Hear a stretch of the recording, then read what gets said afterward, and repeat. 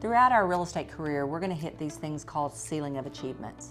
And the reason we hit them is because when we get into real estate business, we have certain entrepreneurial skills and knowledge and ability that we just bring into the industry with us.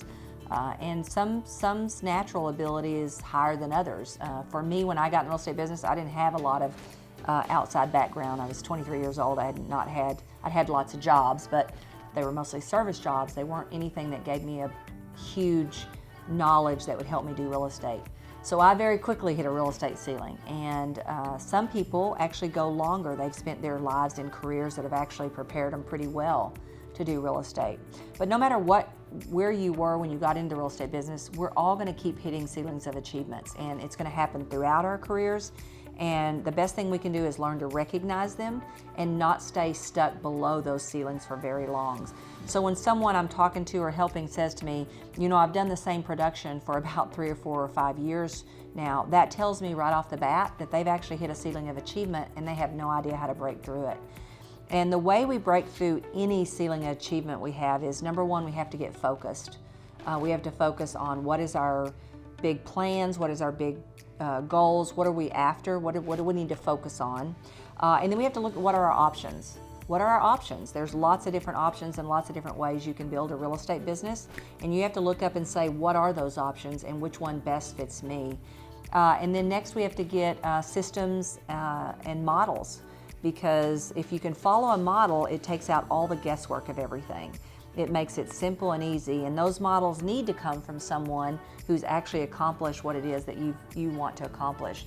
And so if we can find that model and just plug ourselves into it, it'll save us a lot of time and energy in creating what that model needs to look like.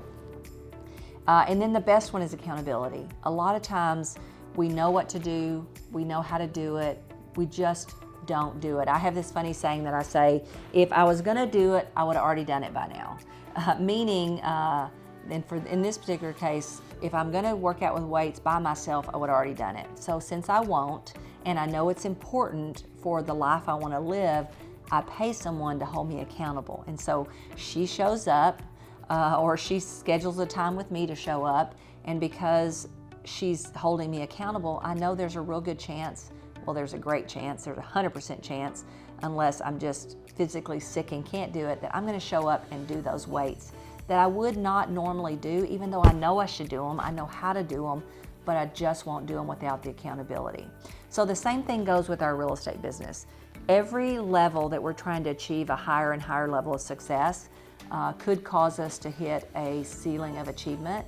And a lot of times what we tend to do is we tend to go chase the bunny trail or the new shiny object, or sometimes people get out of the real estate business and go be a loan officer, or they'll go be a title person. And what they're doing is they're just chasing the next best thing. They're not actually learning to break through that ceiling and then making that ceiling their floor.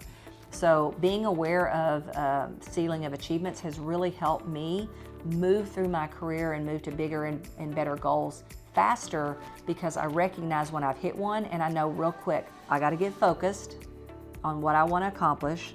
I gotta look for what are my options, what are my options to do that? What are the models and systems I wanna follow to do that? And who are the people that have already accomplished it that I can surround myself with? And then who's gonna hold me accountable? Because 80% of whether we do anything or not is the accountability we put around it.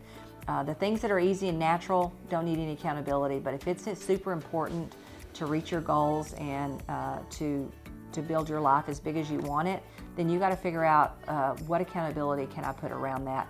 And that really is a winning formula for anybody who hits a ceiling. And I know I hit many, many ceilings in my real estate career, and you might be someone who's sitting out there that you've hit your ceiling. So I hope that helps.